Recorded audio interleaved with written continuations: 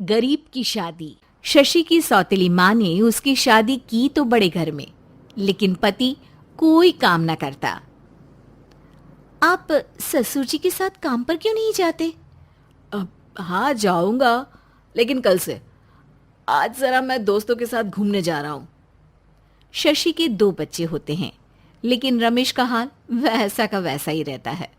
एक दिन, सुनिए ना, बच्चा रो रहा है, इसके दूध के लिए पैसे नहीं है। अरे तो पिताजी से ले लो ना। क्यों? अगर आप में कमाने की क्षमता नहीं थी तो शादी क्यों की? तभी घर आई बड़ी ननद बोल पड़ती है। आहा हा हा, तुम्हारी माँ को साफ साफ कह दिया था कि लड़का ना कमाता है ना कभी कमाएगा। हम चार चार बहनें हैं इसका ख्याल रखने के लिए, और पिताजी का इतना सारा पैसा, तुम्हें किस चीज की कमी रखी है? लेकिन थोड़े ही सालों में तकदीर बदल जाती है। शशि का ससुराल गरीब हो जाता है। सब बिकने के बाद शशि अपने पति, बच्चे और सास के साथ किराए के मकान में आ जाती है। मैं कोई नौकरी करना चाहती हूँ दीदी। अरे इतने बड़े घर की बहू थी शशि, तुम नौकरी करोगी? नहीं नहीं नहीं नहीं।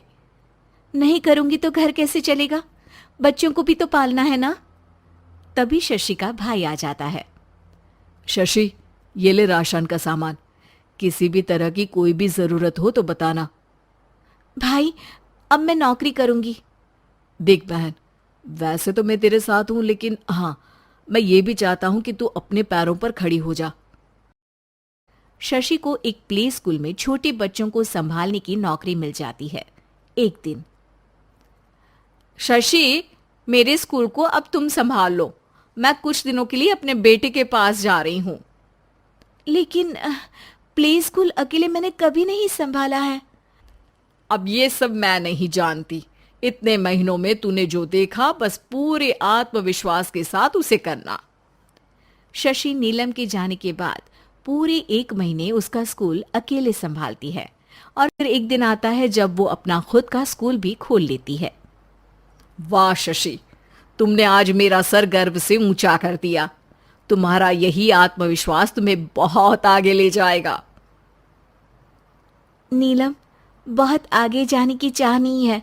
बस ये छोटा सा स्कूल मेरे बच्चों की अच्छी शिक्षा में मेरी मदद करे, यही मैं चाहती हूँ। शशि थोड़े थोड़े पैसों से ही अपना परिवार पाल रही थी। एक दिन उसके घर उसकी बड़ी ननद आती है। अरे भाभी, घर में कूलर तो लगा लेती, मेरी माँ को कैसे पंखे में लिटा रखा है। अरे तो शशि कौन सा एसी लगा कर सो रही है? वो भी तो यहीं रहती है ना मेरे पास। ज्यादा यहाँ आकर मेरी बहू को परेशान न किया करो। हाँ हाँ, मुझे भी शौक नहीं है इस छोटे से घर में आने का।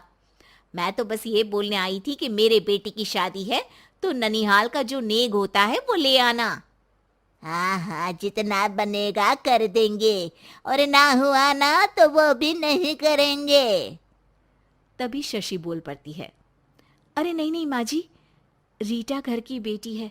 उसके ससुराल वाले उससे शादी पर पूछेंगे कि मायके से क्या मिला।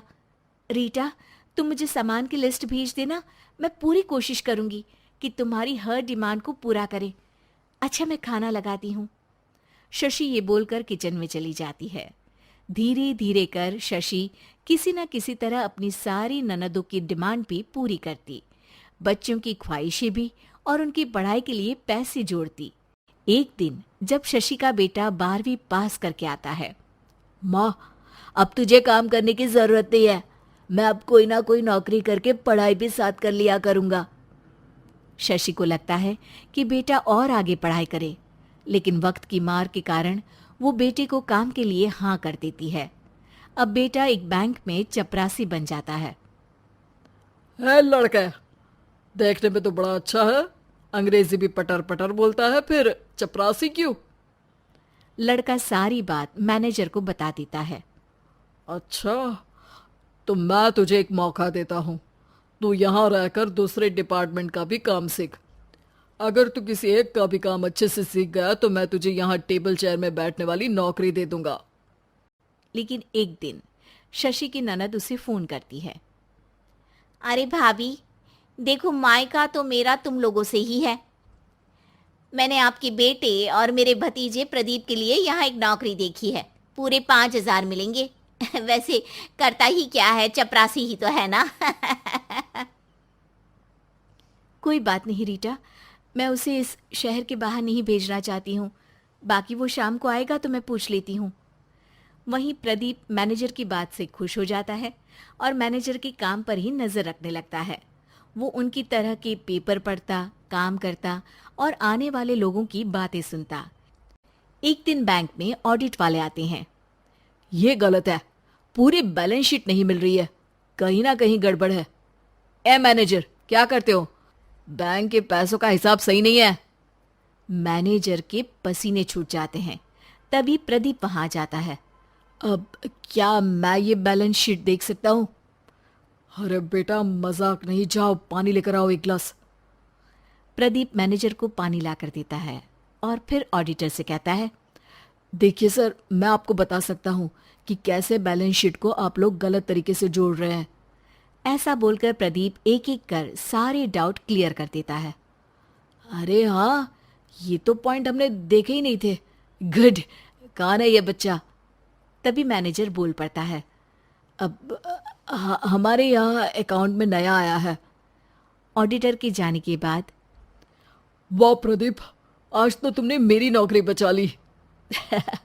और आपने भी तो मेरी नई नौकरी लगा दी अकाउंटेंट की।